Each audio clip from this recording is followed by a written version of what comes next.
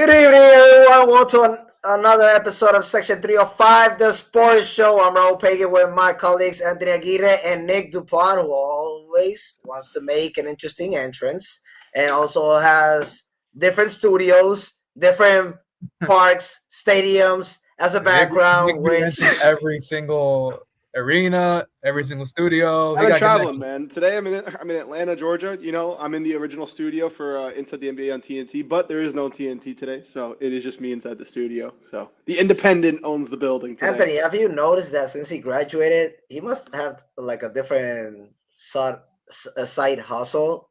Yeah. Renting different ballparks, stadiums, arenas, and then studios. Like, what's going on? There's something very fishy about this. Listen, Nick's got that, behind the pocket, under the table kind of bread. So, I mean, sounds like some NIL or something. I mean, I'm nervous it gets us in trouble for what he's dealing with outside. Listen, no one's gonna get in trouble.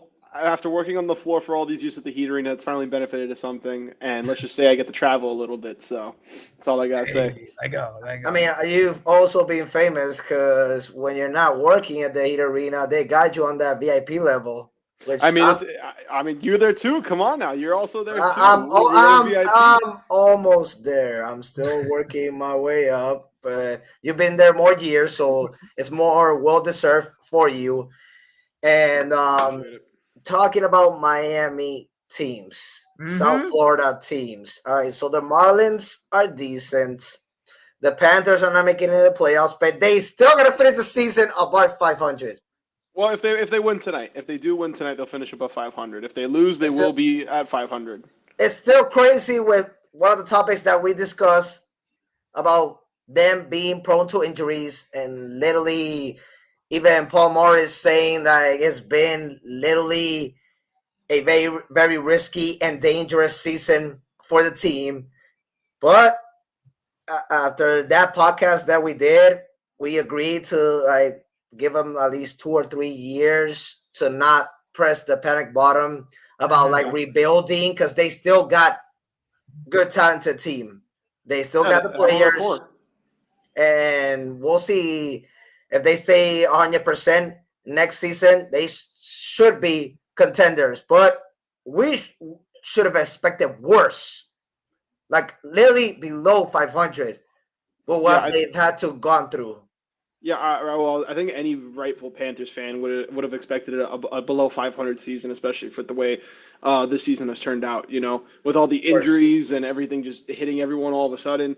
I think Panthers fans right now are on a very happy stage because the team is still competitive, even though they're not that great. But while they're also in pursuit of getting a top lottery pick, so I think Panthers fans, like I said in the last episode, have something to really look forward to in the upcoming future. Also, speaking of lottery, guys. Speaking of lottery, we got another Miami team that's entering the lottery.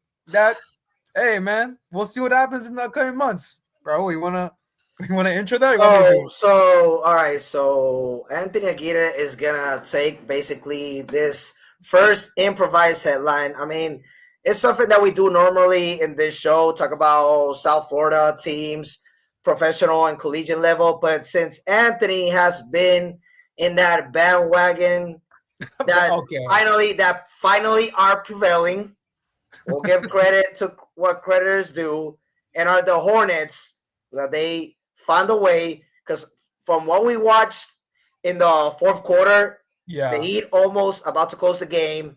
That Kobe White three-pointer was crazy. And then in overtime, LaMelo finishing off fatality with that layup against Jaime Jaquez Jr. And then we already saw the defensive side from the other side with Davion Mitchell, who right now, since they created that new playoff format, Davion Mitchell's been balling in the play-in from last year to this year. He's been recognized a lot from those type of sceneries.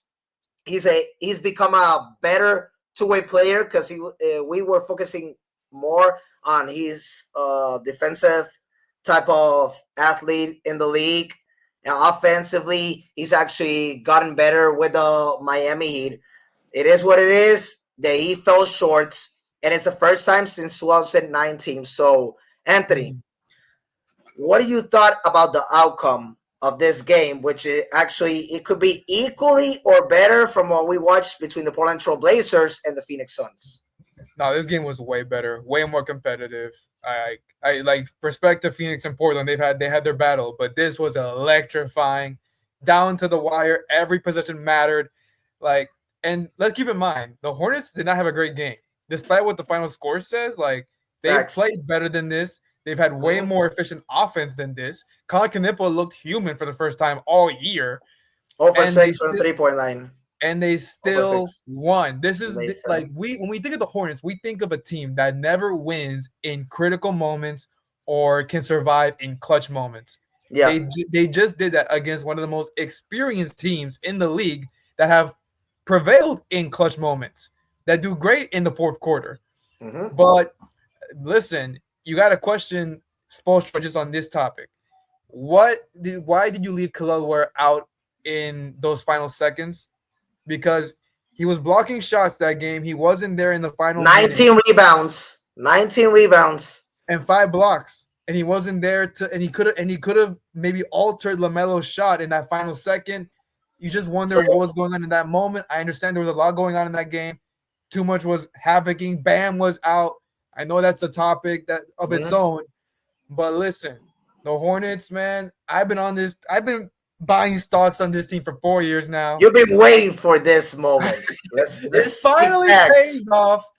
And listen, man, Miles Bridges had a great game. Kobe White exploded in that third quarter. Like, bro, finally. And listen, we'll see who wins against Orlando and Philadelphia. But man, I am loving this team. Buzz City is rocking right now. Nick, before I then give my take. Well, I mean, I think Anthony said it best, I was going to come out wearing Heat stuff today, and I felt so disgraced that I decided to show up in my Charlotte Hornets. I mean, you don't gotta go that far. And now we have another one joining us. Nick, respectfully to not. You've got to be kidding me, man. On a call that I had earlier with Anthony, I did say that my people are going to be coming out on the West. Personally, I will not go for anybody in the East for the rest of the season. I mean, I've always been like that, especially if the Heat lose. I'm going for anybody out of the West. I just have to show respect because I just like you, Raul. I was very low on the Charlotte Hornets, so I figured why not come out and give a little bit of a tribute to Anthony and be like, "Yep, good job, man." Even though as much as I hate LaMelo Ball right now, who clearly cheated on that play, and I really felt like he should be ejected. Second time. I really felt like should have been a call there, if not an ejection, maybe a flagrant one. But definitely there was something there that they didn't want to look at. I don't want to sound like a homer and go for them and go for that call specifically and look for that. But it was clear as day. Like everyone saw it. And, I think UD even was talking about it a little bit. And he said LaMelo was caught up in the moment. He's not a dirty player. And I agree. LaMelo isn't a dirty player. No, he's not a dirty player. Yeah. But LaMelo is a very unserious basketball player. And when I mean unserious, I mean like there are so many things that he does on the court and off the court. It's just kind of hard to take the one leg shots that he makes from 3-point line. But it's still like you look like you're playing street ball right now. Yeah, I mean, honestly, as a Heat fan, for me, this game was about like if we win, cool. If we lose, cool. I really don't care. I want something out of this. If we go to the playoffs, we're just gonna lose in the first round. If we lose right now, we get a good lottery. We get a better lottery odds, so I'll take it. But I'm honestly most happy for Kobe White. I'm very happy with the way that he played. I don't want to sound like a bandwagon or anything, but I was very impressed by the way he stepped up in those moments. Because yes, we talk about him on the Bulls the years before having big moments and stuff, but the last few years, Miami's knocked him out of the play-in. So he's their most experienced guy in the play-in. And for moments like when he was in Chicago, when he was in Chicago. And like this is why he's in Charlotte, to have these big games, these big moments that show the experience and what it's about. I really like the way that this Charlotte Hornets team is constructed, and it just shows that even when they're not shooting a great game, and I think they shot 55 threes last night, and they couldn't really drill that many besides Brandon Miller and Miles Bridges, who were on fire. They went 18 out of 55. Yeah, not the greatest shooting night, but doesn't this show that when they're on fire though, and they do catch that heat from taking those shots, they are a very dangerous team. They are a very fun team to look at, and I didn't really value that because besides outside of LaMelo Ball, you have to look at Brandon Miller, and it's like, this guy's not experienced. He's not proven. He needs a chance to prove himself, and he's finally taking that. He's finally taking that step. Number one scorer. Number one scorer of the team. Man. It's been a really fun season for the Hornets. I really hope they make the playoffs this year, and I do think that if they do play Detroit, I think they can probably push that past that little 1 seed. I'm not gonna lie. Since you touched that, Nick, thank you for saying that, because I got a couple of points. I'm gonna do it in 2 minutes, quick as possible. Hornets and Pistons would actually be more interesting than Miami and Detroit. Why? We already saw the beef and a couple of expulsions from that game and suspension. That's one thing. Charlotte has had one of the greatest turnaround seasons I've seen in probably decades in the league. Charles Lee, right now, he's not going to be considered, but imagine the Hornets would have started the way that they've been playing the second half.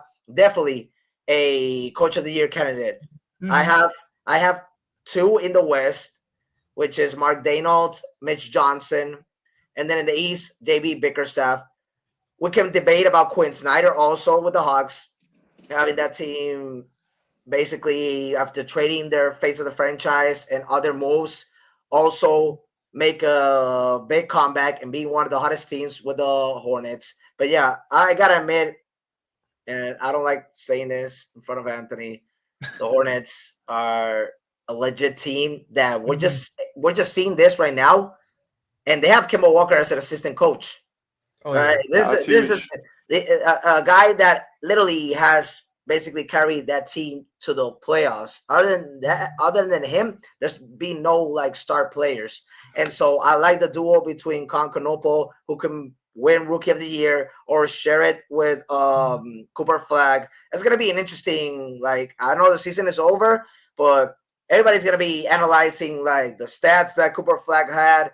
Basically looking like LeBron James or better in his first year, but then Concanopoulos breaking records in the 3-point line. It's been an amazing season, and when we're talking production, 80% of viewers have raised compared to last season, and the best that we've seen in 24 years. So the NBA is in good hands after LeBron, Durant, and Stephen Curry retired. But talking about what Anthony alluded to, guys, Concanopoulos had one of his worst games. LaMelo Ball had one of his worst games. And they found, and with Kobe White, and then LaMelo at the end of the game, executing in the clutch moment, that's what Charles Lee has created with this team. Yeah. Find ways to win, just like we've seen with Eric Spoelstra doing a lot with less. And so let's just say this was not their day. They were up by 6 with 2 minutes remaining in the fourth quarter, and all of a sudden the Hornets came back. Kobe White made that incredible shot to go to overtime, and then in the last moments, Hornets were about to take this game, and all of a sudden you see Hero with that crazy 3-point shot. Then you see him making 3 free throws with that steal that they make. I agree. This was one of the greatest play-in games.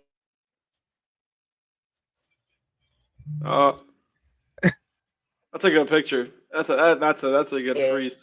That the Hornets are possibly if they face Philadelphia, because I think Orlando's gonna take. it.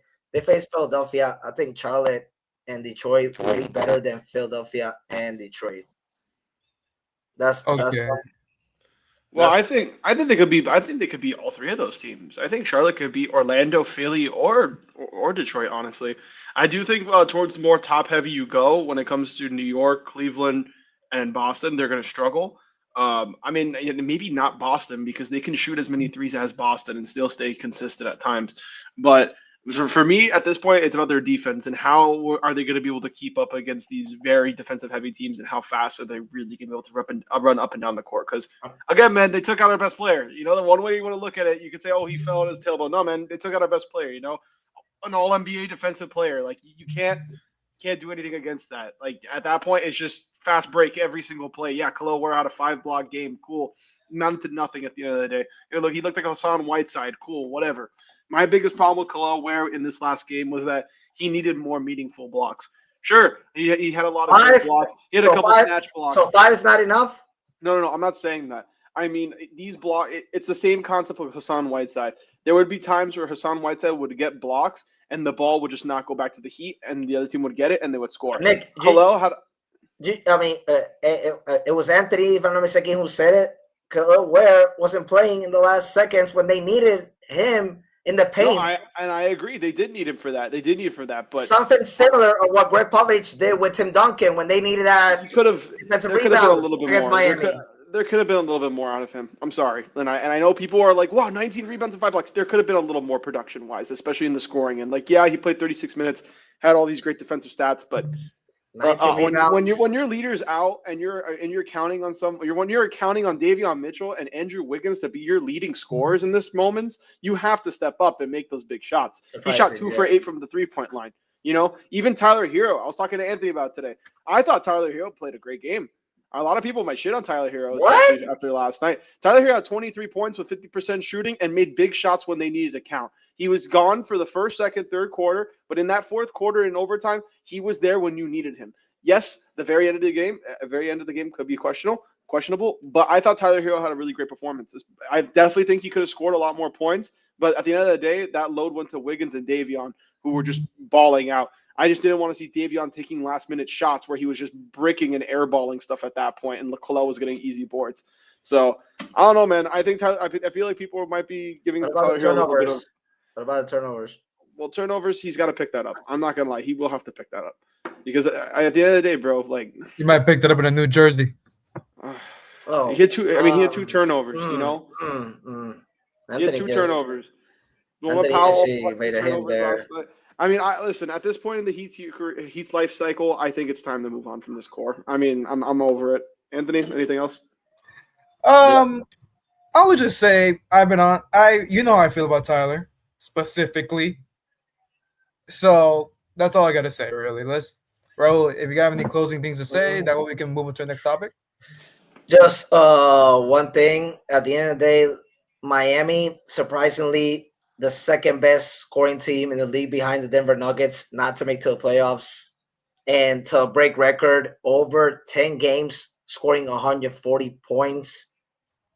It amazes me that they're literally not going to be in the playoffs, even though they regress defensively. The Hornets actually are one of the best defensive teams in the league, and they executed like that last play against Davion Mitchell. So well deserved. That's all I can say. But yeah, you guys can agree with me that for a team that broke record for most 140-point games in a season, over 10, and not being in the playoffs, being the second best offensive team below the Denver Nuggets, it is what it is.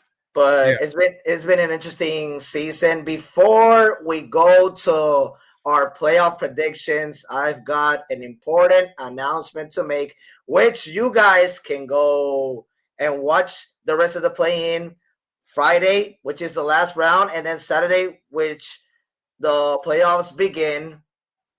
You got to take yourself with your family, friends, all your loved ones to the Metropol Restaurant that has finally arrived in Miami, located at the Dolphin Mall. Like I just said, it offers the best Puerto Rican and Cuban cuisine, traditional dishes like stuffed chicken. Nick, hear me out. Arroz mamposteao. Mama say. Arroz mamposteao. Arroz mamposteao. There you go. And congri rice, mofongo, fried pork, and much more. I'm going to repeat it again. Metropol Restaurant located at Dolphin Mall in Miami. What a way to spend your weekend. NBA playoffs, they're on their way.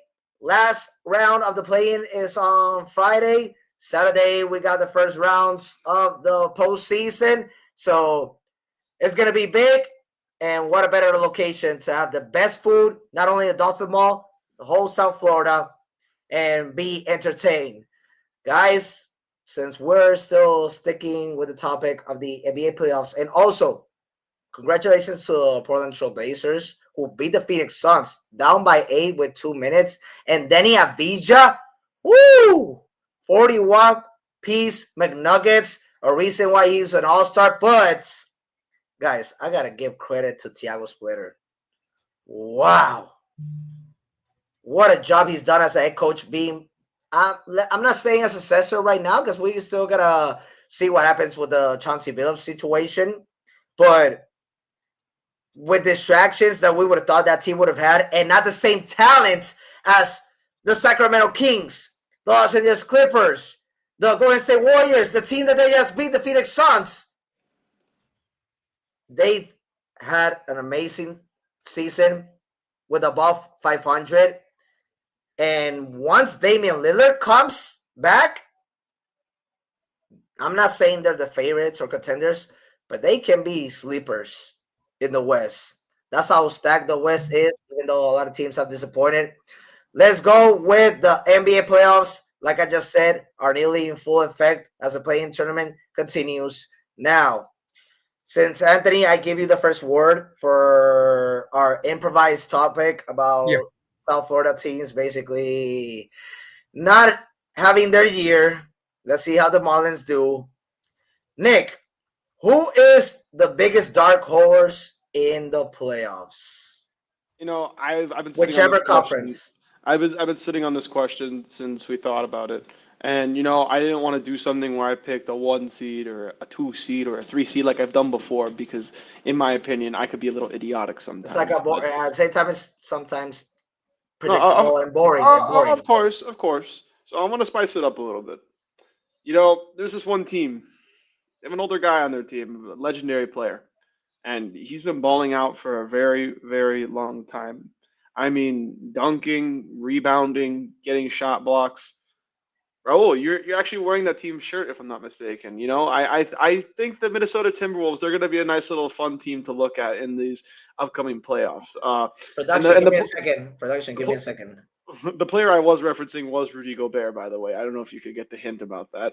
But I do think the Minnesota Timberwolves have a really good shot this year at winning the finals. My personal teams right now out of the West, I think it's going to be actually the Nuggets and the Spurs. Actually, no, that's not possible. I think the Spurs are going to make it all the way to the finals. But out of all the teams that I've looked at, I really think Minnesota has what it takes. They have the same core as they've had for the past few years now. The only thing that they're really missing is a true point guard, which they've been working with in the past few years now, and they've been doing pretty well in that department. But, Anthony Edwards, he's really shined in these moments. And same thing with Julius Randle. Julius Randle has found a way to step up. Anthony Edwards has found a way to step up. My biggest the X factor for that team is going to be Rudy Gobert. I want to see if Rudy Gobert can be able to compete with Nikola Jokic, compete with Victor Wembanyama, compete with Isaiah Hartenstein, even if they get that far. I like the Timberwolves a lot. Give me Minnesota, man. 2 straight years in the Western Conference Finals. There you go. To give me Minnesota, man. That 6 seed doesn't mean anything. To them, it's just another game. That away game does not mean anything to them. It's just another season that they're going to basically disappoint the teams that supposedly are superior and favorites towards them. But Denver in the first round, they've gone back and forth. Yeah, they have. Yeah, and Nick actually made a good point. If Rudy Gobert, for the first time in his damn career, coming back to the Utah Jazz and the Minnesota Timberwolves, can execute both sides of the court, Minnesota, I can give them that chance for as Nick puts them as a dark horse. But literally, Nick, that's the name that you just mentioned. Rudy Gobert, first time in his career. Can he execute both sides? I think so. Be consistent, especially with the greatest player right now in the world, not in the league, the world. I think Rudy Gobert, he doesn't even need to do it offensively. He just needs to go back to his old ways and just step up into his DPOY form. And I feel disgusted saying that because at least 1 or 2 of those should have been Bam Adebayo's. But Rudy Gobert, he's gotten those awards for a reason, and he's competing against the MVP. So I think now's a really good standing point for him to really show what he is capable of on the defensive end, regardless of age, regardless of how much he's regressed this season. I think now is the time for him to finally come into his form and show out all the haters and show out every Rudy Gobert hater, including myself. The man who started COVID in the NBA is going to step up and beat the MVP. So before I'll give it to you, Antonio. Nicholas, since Antonio is actually the one that mostly deals with production other than our team and crew, dark horse, like which team can make it to like the finals, which Minnesota has been almost there for the past 2 seasons, or just like minimum Western Conference, maximum finals? No, we can they also include it as that. They definitely have finals potential, you know, and we've seen it for the past 2 seasons with them, especially making the Western Conference Finals the past 2 years. It's just unfortunate that the other teams have just shown out in the right moments and have just been ultimately better because they've always had a hole on their team. But if the team really comes together and clicks, they do have those pieces. And Anthony Edwards has shown everybody that he has what it takes to carry this team. Like, he can do this. I believe in Anthony Edwards myself. So I like them out of the West. In the East, you don't want to hear what I'm going to say because you're going to look at me like I'm crazy. But it just involves the colors I'm wearing and the team that we were just talking about. I'm riding that bandwagon in the East. I'm sorry, Raul. I'm going to ride that Charlotte Hornets bandwagon. You know, they have a really nice stretch of games if they do make it out of the play-in, because they would go against Detroit, and I do think they have a better depth chart than Detroit. I really like the way they're shaped. I like the way they can move the ball offensively. And then moving right after that, if let's just say James Harden doesn't really do that well, who are they going up against? Oh, a little team called the Toronto Raptors, you know, who are also very unproven, who have stepped up in the right moments. And the biggest question is Scotty Barnes going to be able to carry this team? Is Scotty Barnes going to be the guy? Is Scotty Barnes going to be the captain? Can you rely on Brandon Ingram in these big game moments? So already right there, you can get rid of them. And even if you want to go back to the Harden thing and be like, what if Harden does show out? I would still take LaMelo Ball right now. Man, let me tell you something about James Harden. James Harden might be one of the worst playoff performers, if not the worst playoff performer in NBA history. He cannot get past anyone and can never get to that level. We had a very recent conversation about what's going to happen when Harden joined the Cavs, and I think I said something along these lines. It's going to help them, but at the end of the day, you have one of the worst playoff performers of all time. So right off of there, you see those three teams. Charlotte could take those teams if they get serious enough and if they're hitting their shots. So you can move them past. Now it's, can they get past the Celtics? Can they get past the Knicks? And I don't even want to talk about the Knicks, because to me, the Knicks, I think they're overrated every year because it's New York. It's the same story with them. They're going to have an amazing team, and then, Karl Anthony Towns. It's a marketing team. It's a marketing team. So exactly. You know, I think everybody is just not so. It's like the Lakers. No one's sold on this team. They have a big name, big players. Whoa, whoop-de-doo. You know who else was also a big name for that team? Carmelo Anthony. And what did they amount to? Absolutely nothing. So you know what? Give me the Hornets over the Knicks. Give me the Hornets over the Hawks. And then now we go to the Celtics, where I said, and I said this a little while ago, the Hornets could shoot with the Celtics, man. This dude is shooting all my thunder. It's crazy. I mean, against the number one defensive team. But they can outpace them, and we saw it yesterday. I know Miami's really regressed in the past 10 games or even more when it comes to their defense, but they can run. And when the team is hot and Concunopoulos is hitting it and Brandon Ingram's hitting it and Miles Bridges, they have so many players that can shoot the ball and score consistently on that team. Give me the Hornets, man. Hot take. There you go. I got the, you know what, for the dark horse contender matchup, give me the Minnesota Timberwolves versus the Charlotte Hornets in the NBA Finals. I mean, it's an interesting take. This guy just stole my thunder for the past 4 years. What the hell? I'm sorry. Antonio, I felt it. I felt Hugo in my system. Antonio, I guess I will give you like around 10 minutes because I'm very curious to listen. What are your two dark horses team from the West and the East? In the East, I got the Cavaliers. I think this is the year that, if anything, this is gonna be a hot take. I think this is the year that we finally see high quality James Harden playoff games. He does not need to do a lot. He needs to obviously hit shots, but if you facilitate and then Mitchell's doing all right, Allen can actually show up, and they have a deeper bench this time. You got Max Strus finally, who's back, and he's had some pretty good games since coming back. You still got Keon Ellis. You got a bunch of other X factors on that bench, especially on the defense. So I think this is the year the Cavs finally get over the hump. And I've said this before. I am not a believer at all on the Toronto Raptors at all. I don't believe in Scotty Barnes. I don't believe in anybody on that roster. Brandon Ingram, I think he'll give you a game.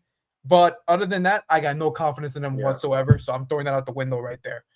So I think the Cavs, I think they have a really, really great shot at the Eastern Conference Finals this year. Finals, I'm not ready to say that, but I give them Eastern Conference Finals. And in the West, I don't know if this could be a sleeper, but I would go with the Rockets. I think they're gonna switch things around. I think they're gonna turn it up a notch. I know losing Steven Adams still hurts them, especially rebounding wise, defensive wise, rim protection wise. But I think they're going to turn things around, especially when you have a guy like KD who's been there before. I think you're going to have some high quality games out of him. The Lakers got nobody, respectfully. If you don't got Luka, you don't got Austin Reeves, you're relying on a 41-year-old LeBron, and you got to play Bronny sometimes. It's okay, they got Drew Tim. Drew Timmy from Gonzaga. Shout out Nick Smith Jr., former Hornet. But outside of that, they got nothing. The Lakers got nothing. And if you're gonna rely on DeAndre Ayton to turn it up a notch, Cancun is right there. That's all. So my dark horses, my sleepers are the Cavaliers and the Rockets. The DeAndre Ayton already has, if I'm not mistaken, like his tickets bought to the Bahamas. Yeah. He's the first round. Matter of fact, he's at the airport right now, probably. Yeah, and basically, how do you say, he got confused that DeAndre, we're going to Houston, we're not going to Bahamas right now. So what was that about? So I gotta agree with Anthony with Cleveland. We talked about this before. Oh, what? Yeah. Not Charlotte? Listen, you already stole my thunder, even though I've been on that horse for 4 years, man. I'm sorry, it got me excited. Okay? I'm literally wearing the colors. All right, so I'm gonna go with Cleveland first in the East, 4th seed. We remember when 2018 they finished in the 5th seed and they knocked down every single team that basically wasn't their way. Indiana, Boston, Toronto, which were superior to them. Obviously, LeBron had an MVP season that a lot of people are regretting voting for James Harden over him because it was crazy what he was averaging. And Cleveland was not a team after all the moves that they made to make it all the way to the finals. Once they made it, we already saw the outcome of the first game, the J.R. Smith situation, LeBron scoring over 50. It was not going to be enough, but at least they could have had that first and only win against the Golden State Warriors. And so we've been waiting for this team to literally make the finals, or at least the Eastern Conference Finals since 2018. Once Donovan Mitchell arrived there, literally they've been knocking on the door and not answering. And last season against Indiana, they were not supposed to lose that second round. I know Indiana, credit to Tyrese Haliburton, Pascal Siakam, Andrew Nemar, Aaron Nesmith, and the whole gang, Miles Turner. We've seen Rick Carlisle taking a team not being in the top 3 seed all the way to the finals and winning the championship like he did in 2011 with the Dallas Mavericks, disappointing the Big 3 of Miami Heat. He was close to doing the same thing against the Oklahoma City Thunder. So, but now we saw what they basically did this season. Even though Haliburton was not there, even though Miles Turner is not in the team, they stick with the same core, and they were the worst team in the East. Surprisingly, for me, it was, because they at least should have been like battling for that play-in, just like Boston we predicted to do, and they finished in the 2nd seed, having less talented players than what Indiana had. But now, trying to get back with the Cleveland Cavaliers, they lose the first round when Donovan Mitchell comes. They lose the second round against the Boston Celtics. They lose the second round against Indiana. When are they going to make it back to the promised land? I feel like compared to Boston, New York, Atlanta, Toronto, Detroit, they got more pressure, especially with Donovan Mitchell, who has had his playoff moments. But then at the end of the day, when they need him to basically have an impact in game 5 or 6, 7, just like James Harden. Wait, Raul, real quick, let me ask you this question real quick. When, like, percentage-wise, how much pressure would you place on the Cavaliers compared to the Knicks? 50-40, 60-30? That's actually a good question, Anthony. I actually would put 52 on the Knicks, 48 on the Cavaliers. Okay, I can agree with that. Because the Knicks got a better seed. At the same time, they're one of the teams next to Cleveland, above Boston, above Atlanta, above Toronto, and Detroit to make it to the Eastern Conference Finals, since Boston was supposedly not going to be in their way. Yeah. Now, they're going to be in their way. And so, like, there's still pressure on them because when are the Knicks going to make it back to the NBA Finals? They haven't done that since 1999. Cavaliers. I know it's been short. I know it's been a short term for them. It was 2018 the last time they went, but I feel like their roster and also compared to Knicks are better than the Boston Celtics. It's just that they've had an amazing coaching job by Joe Mazzulla. Tatum's back. Brown playing MVP. Derek White being a two-way player. Still, Cleveland minimum has to make it to the Eastern Conference Finals, and if they do it, Harden, just like I've mentioned, when is it, like Rudy Gobert, that you are going to perform when they need you most? I'm not talking about 4 first games. I'm talking about game 5 if you guys are tied. Game 6 if you're down by one game in the series. Game 7 to make it all the way to the finals. Or if they're in the second round, when are you going to have that impactful game? So I feel like Donovan Mitchell and Harden have that big pressure with that team. So that's why I feel like Cleveland, if it's not now, especially rumors, just to wrap it up, possibly LeBron coming his last season of his career for that, and joining back that team where he started his career and at least deliver one title, they could go, let's just say, back-to-back finals. I'm not saying that they're going to win it all, but I'm saying that they can actually make it back to the finals. It's going to be the first time for Donovan Mitchell. It's going to be the second time for James Harden, which he's been close a couple of times. I feel Cleveland has not the same pressure as New York. Like I said, 52-48.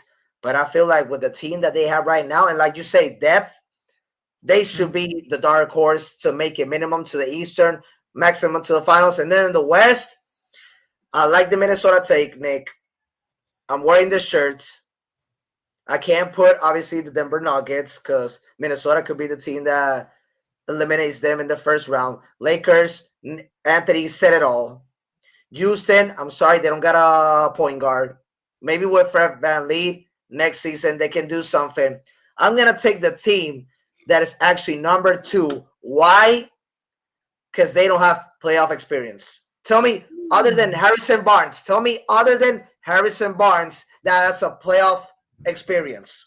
This is not really to counter. Only 1 year for De'Aaron Fox. Harrison Barnes won a championship with the Golden State Warriors. But tell me, both of you, I'm asking the question, other than them, and Mitch Johnson being surprising successor for Greg Popovich. He did a good job last season.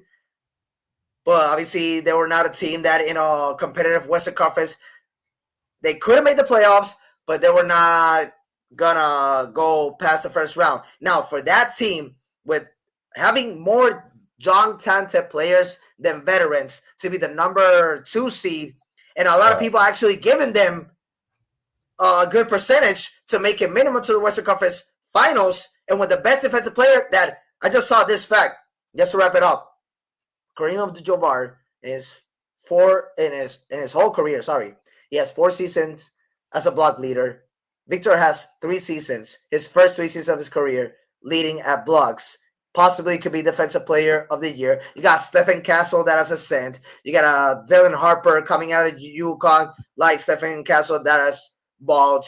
And then you got Keldon Johnson coming off the bench. You got Devin Vassell. You've got Harrison Barnes as a veteran who has experience. You got a De'Aaron Fox that actually wants to go as far as possible. And he actually could be the most valuable player during the playoffs. And Mitch Johnson, lots of credit to him. I have him as a finals for Coach of the Year. I got to give it to the team that has actually surpassed expectations compared to a lot of teams in the West. Raul, just to sort of just share, this is not really a counterpoint. It's just more so throwing it out there. You still got Luke Cornett, championship experience. Kelly Olynyk Kelly has been to the playoffs before. Olynyk, he's been there before. Just something to pass down to the guy. He's not gonna play. I appreciate also those. Jordan McLaughlin, he's got some, but that's not really much there to throw at. And then Lindy Waters, he's been close to Golden State, so he's got a taste. It's just more so just to say and Bismack Biyombo, another veteran. Again, these are guys who are not going to be big factors like Harris and Barnes. No, Biyombo's a veteran. He just doesn't have experience. Exactly. It's just more so, okay, they have some knowledge to pass down. Mm-hmm. If that's a better way to phrase it. Nick, you got a response? I mean, I'm just mad you did what I did for the NFL, where you took a number 2 seed and I took a number 2 seed and said they were a dark horse. And the only difference that I got was, that's not a dark horse, man. That's not a dark horse. They're contenders. That's the first thing that popped in my head. And you know who Oh, we that team I love this, picked was? bro. The New England Patriots. And what did you guys say? No, man, that's a contender. What are you talking about, dark horse, bro? Yeah, that's how I feel about the San Antonio Spurs right now, dude. No, actually, no. Hey, wait. You put that. Raul, wait, hold on. I would disagree with that one. I said the Patriots. Congratulations, making the playoffs, but I didn't have them going all the way to Super Bowl. You did have them, and you nailed it. So don't be including me. I didn't vote for them to make it all the way to even NFC, even the AFC Championship. You have them making it to let Nick cook for a little bit. I'm comparing the fact that they both made the 2 seeds. If you want to think in that aspect, though, you can honestly make the comparison that you're making now with the San Antonio Spurs with the New England Patriots, where they don't have that inexperience. They just had certain players that have had that playoff experience and getting to those big moments. But I love the Spurs. Outside of the dark horse, outside of like me picking the Hornets and the Timberwolves for my dark horse finalists. Sorry, my real finalists actually would be honestly San Antonio versus Cleveland versus Boston.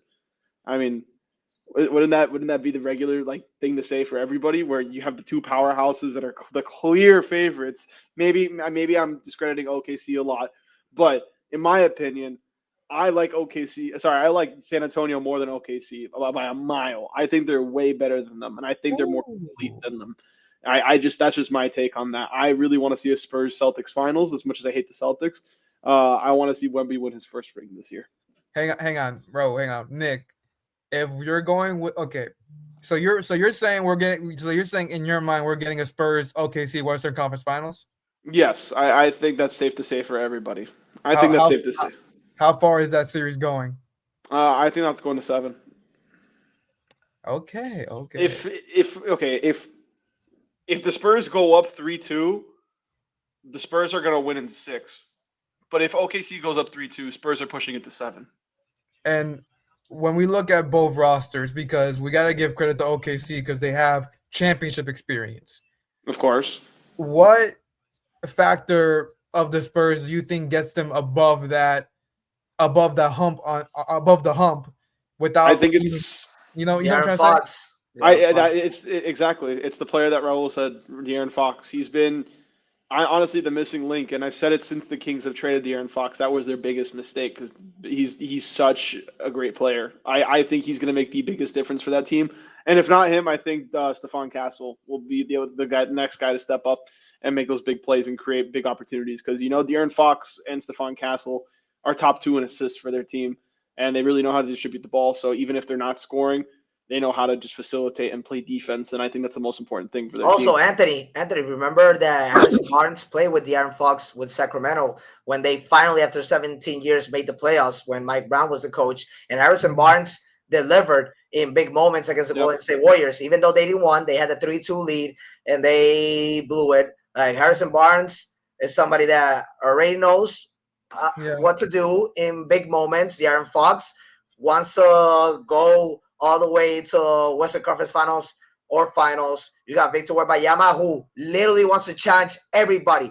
Like Anthony Edwards, he's not scared of nobody. If he stays healthy, he's going to produce both ways, offensively and defensively. Can we just acknowledge the fact that if Wembanyama wins a ring this year, he's still on his rookie deal? Yep. Like that's it. Like I know I know as we all follow the Heat closely, we've seen it before, but it's been years. So that would be just insane to look at. And then next thing you know, he's gonna get a max contract. And then Mitch Johnson in his second year, let's just say a year and a half, because when Greg Popovich had that health scare, he took over and they gave him the head coaching job because they were already looking for Greg Popovich to basically relieve stress, become the new president, and be in the office instead of head coaching, which is actually a little bit more stressful for a guy his age.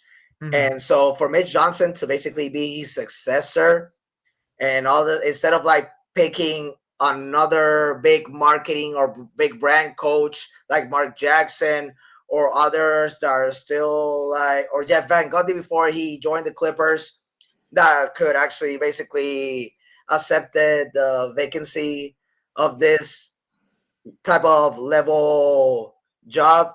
Mitch Johnson has done an amazing work, and for him possibly to make it all the way to the finals, that's already surpassing expectations. And if he wins it, like, this is a big deal for so many individuals in this organization, especially Pat Riley, Greg Povich in his first year being the president, El Patron, like they're calling him.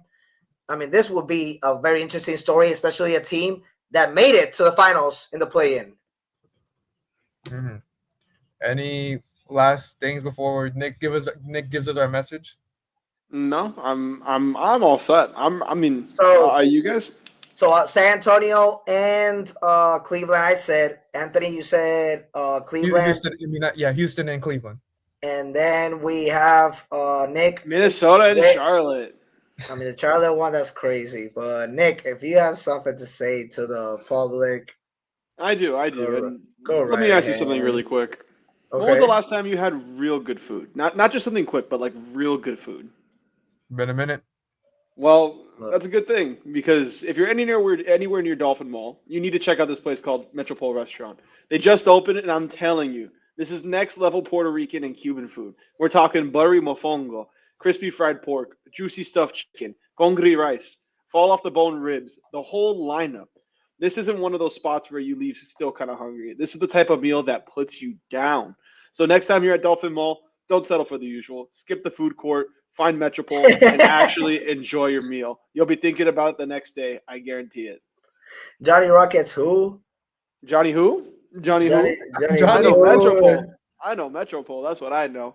Thank you, Metropol, for sponsoring this video. Food court who?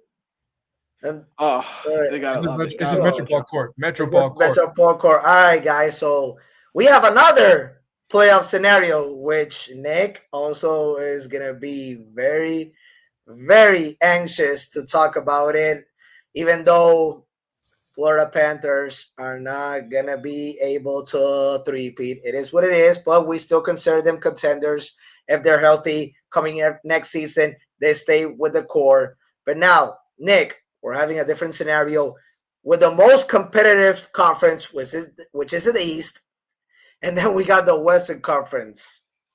So yeah, it's an interesting year for hockey. I will say that. You know, Florida could be top of the chain, top of the food chain again. May not just be the Florida Panthers, but in the state of Florida, we do have the Tampa Bay Lightning, who have a solid 106 points right now. So wait, so you're gonna? I mean, I understand it's a Florida team, but aren't you the one has always told me it's a rivalry between the Panthers and the Lightning? Listen, mate. And now, since the Panthers are now making it, you're gonna go with them? Well. I don't have a care right now for them. Okay, as long as my team's in that playoff and they're pushing, I don't have a care right now. My Panthers, they got me 2 championships. Okay, they got me 2 championships in 3 years. I want the cup to stay in the state of Florida. Isn't that awesome to think about for you? That all these Canadian teams, they can't win anything, where they birthed the sport, and you know who owns it? Florida. Still, that's crazy. That's crazy. That is wild. That is wild. Like, that is wild. Why wouldn't I want this? Like, you know, yes, as much as I hate Tampa and the rivalries and all the great matchups we had, but like, come on, man. Like, I would not mind if Tampa was like, the Panthers finished another one. The Panthers finished 2 games above 500. Dominant win in their last game. Yeah, they got a dominant win against the Red Wings, who were my dark horse contenders, and then they really fell off when Patrick Kane got injured. Detroit, so there goes that, man. The Detroit Red Wings have not had a playoff berth since 2016. It's currently the longest drought right now in hockey. It's rough. It's brutal to be a Red Wings fan, especially when you had so much hope all season. Nick, but when you have so there's 2 divisions in the NHL per conference. When you've got literally out of the 16 teams, 14 above 500, only 2 below. Like, that's how difficult it was. No, it was definitely difficult for them. But again, where they were sitting at like a few weeks ago is not the same team as what we looked at in these past few weeks. Like, the Detroit Red Wings were a team that could look like they could actually contend and be a serious team to play against. Mind you, they're losing right now to Florida 5-0, I think 6-0 almost The goaltending's been bad. The 4-5-1 the last 10. 4-5-1 the last 10 when they needed like that playoff push. Yeah, they've been terrible. And again, a lot of it has come down to injuries. Lucas Raymond has not been exactly the most amazing player I've seen on the ice, but that was my team, man. I was really excited for them to make a push. But let me talk about the teams that I really think are going to make a real difference and real impact. And no, it's not the Tampa Bay Lightning. I'm going to start with the Eastern Conference, and let me talk to you guys about the Buffalo Sabres. The Buffalo Sabres, man. I don't know if you know this, Anthony, about the Buffalo Sabres, but they just I don't know anything about Buffalo. For the first time in years. It's been years. Only since Buffalo has Bills. done anything. That's all we talk about. Buffalo Bills. That's it. That's literally it. When you think about Buffalo, you think about the Buffalo Bills and Josh Allen, and then the years before with Ryan Fitzpatrick. You do not even think about the Buffalo Sabres. They do not exist in anyone's brain until now. Until this man who won a gold medal for Team USA named Tage Thompson appeared.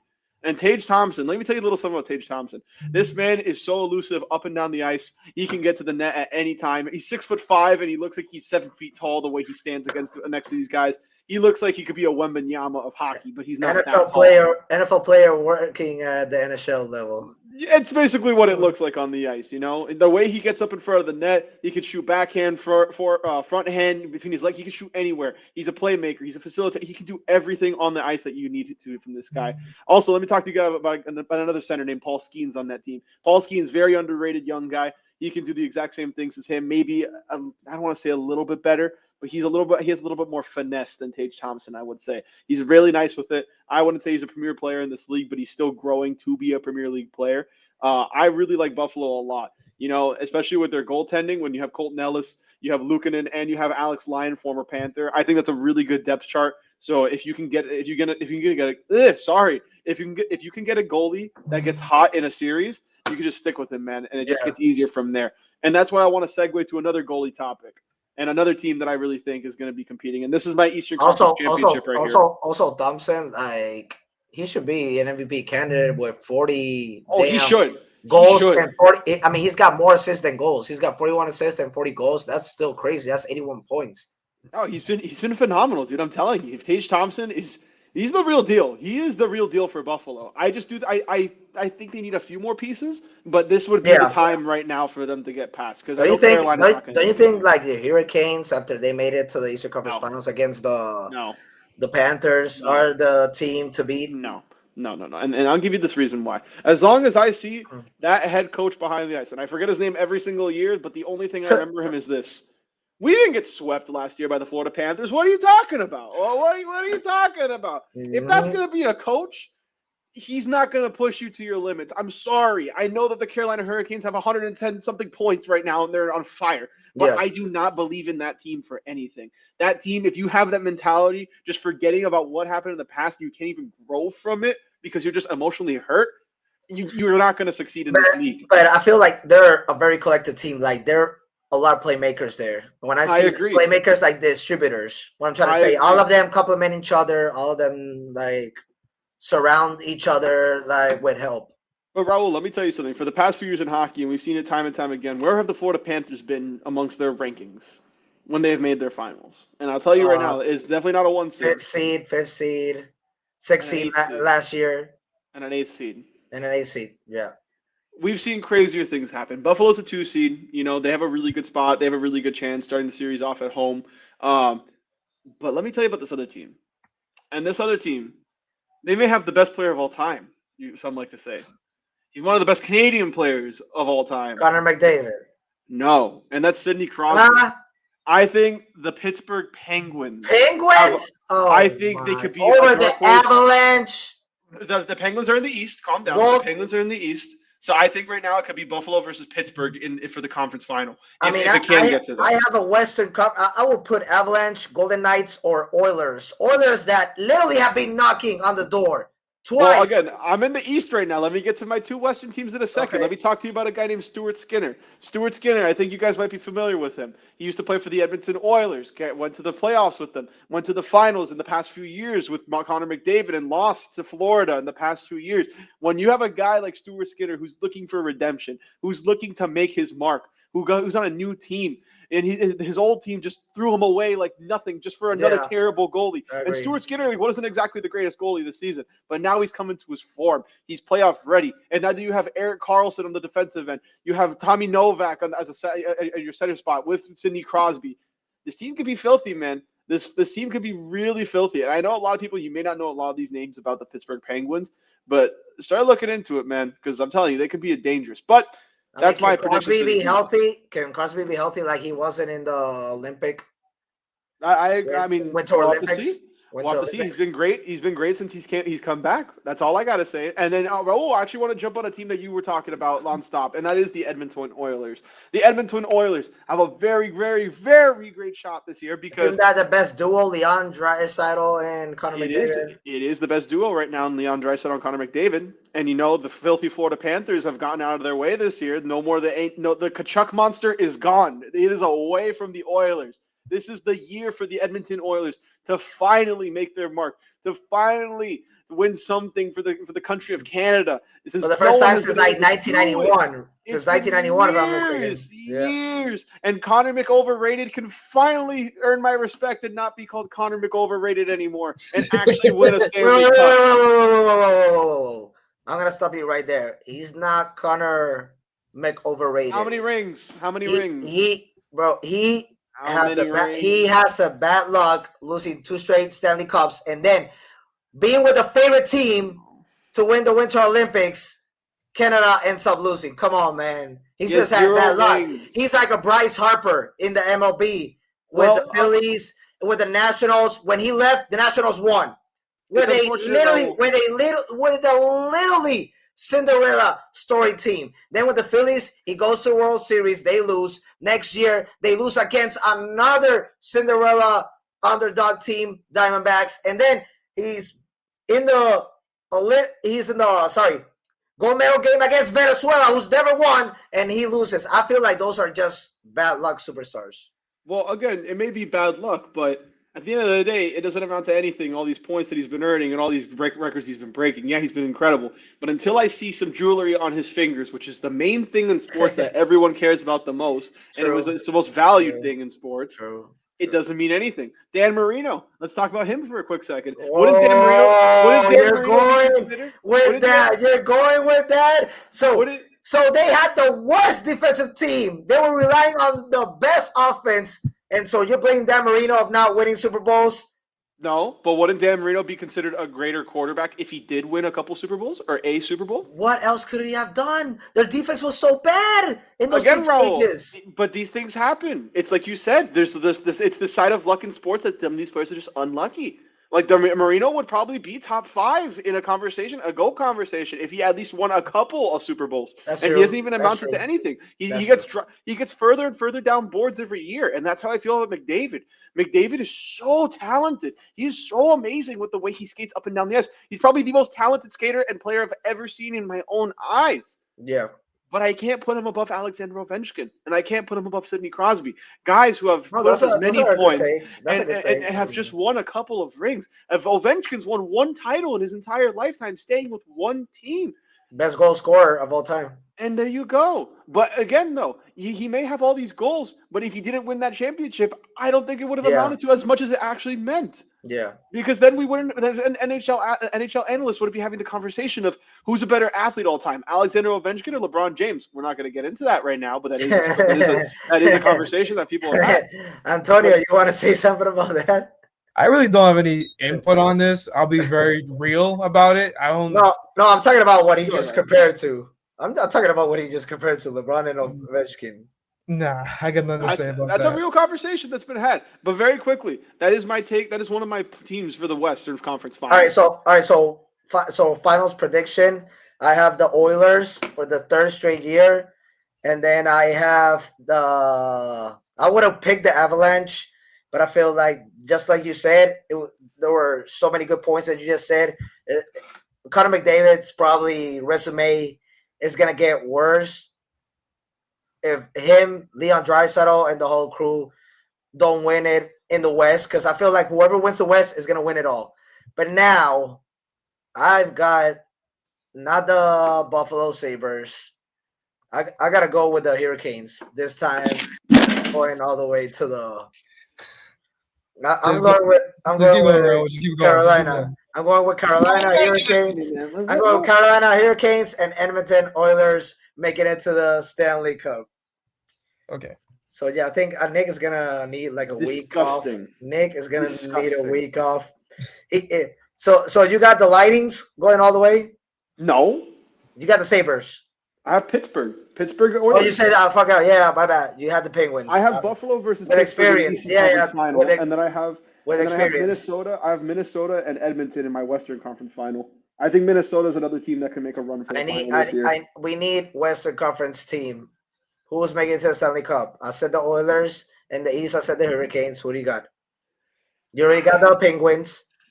What do you got in the West? You know what? Since you picked the Oilers, I'm not going to pick the Oilers again. And then walk back to the studio. I'm not going to pick the Oilers again. Let me get the Minnesota Wild. Let me go the Minnesota Wild versus the Pittsburgh Steelers. Let me see one of the Hughes brothers step up in the big moments and shine when the lights have been brightest. Nice. Let me see that goaltending from Minnesota step up. I want to see Minnesota because they have been bred for this moment. So they've made trades and acquisitions. They're ready. You're picking actually also dark horses teams to make it all the way to the Stanley Cup. You're picking Minnesota teams. Minnesota teams. I'm on theme today. Not bad. All right. I got you. Anthony, do you have a quick prediction before we wrap up our wrap up the episode? Nah, I got nothing. Come on, just pick two teams. Just predict. Just predict, man. Just predict. All right, hang on. Let me look at the standings real quick.